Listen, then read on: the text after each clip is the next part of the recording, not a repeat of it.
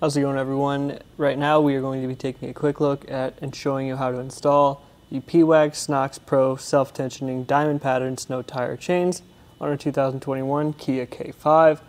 These are going to be on tire size 205/65R16. Make sure you check the fit guide at etrailer to get the right chains for your tire size. Also, as per the owner's manual, we have them on the front axle. Always a good idea to double check that as well to make sure you're getting the chains on the right axle. These chains are going to be a diamond pattern, like I mentioned, which means they go across at angles and intersect here in the middle of our tire. Overall, it gets you more coverage on your tire and it really helps out with turns. Not quite as useful at starting and stopping than your traditional ladder pattern chains. We do also have these square links, which are going to be really low profile, but they are going to help us get some bite into ice and snow. So these are useful for those conditions mainly. And the chains are going to be made of a manganese nickel alloy, so they're going to hold up really well to rust, weather, and corrosion versus your low carbon steel chains. On the inside here, you can see we have a different color chain. That's because these are going to be powder coated to protect your hands and your tires as well. So if you're installing these and it's cold out, your hands aren't going to stick to these quite as easily. We also have these bumpers throughout to protect where they make contact with either our tires or our rims. And the last thing we have is our self-tensioning mechanism, which is going to constantly be applying that tension to your tire chains, so you don't have to get out and adjust these as often as you would had that mechanism not been built right in.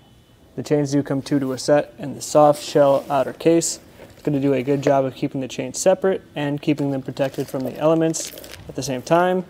Also features your instructions in here, and you can see the other set of chains there. So I think this is going to do a great job of keeping the chains secure, compact, and it's going to be easy to store this in your car. The last thing we'll talk about is the installation process for these chains. It is not the easiest thing in the world. We do have Class S compatibility standards being met here because of our low profile, which is nice, so we don't make any wheel well clearance issues or contact with suspension or struts. But at the same time, getting that red band around the back can be really difficult because we have such little clearance here. So that's something you're going to want to keep in mind. If you need a little bit of help with that process though, we'll walk you through it right now. For these, our first step is going to be grabbing one of each of these red cords right by our mechanism here at the top and just pulling out on them just to make sure that that is activated. And then we're going to go straight into draping this over the back side of our tires.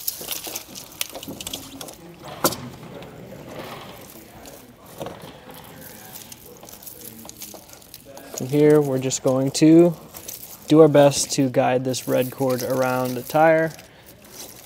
It's going to take a little bit of time and some patience. Just trying not to get the rest of the chain stuck behind there is really the biggest thing.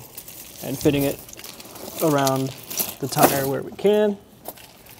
And then repeating that on the other side. We won't be able to get it all the way on, so we will have to rotate our tire to get the rest of the cord around the bottom. Once you have that band around the back side, and it can be a little bit tricky to get that on and around, so just be patient, get it everywhere behind the tire where it needs to be.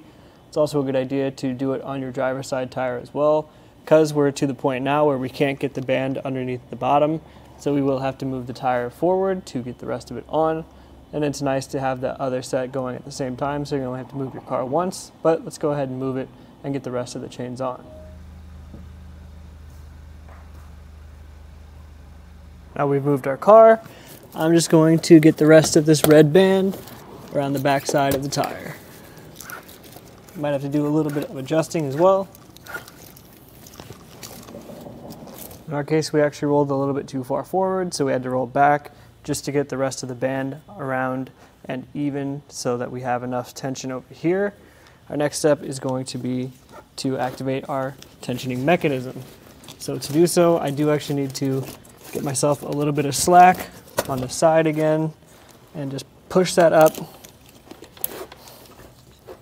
until the green indicator appears.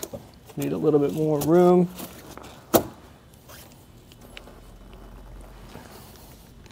Very close. Just a little bit more.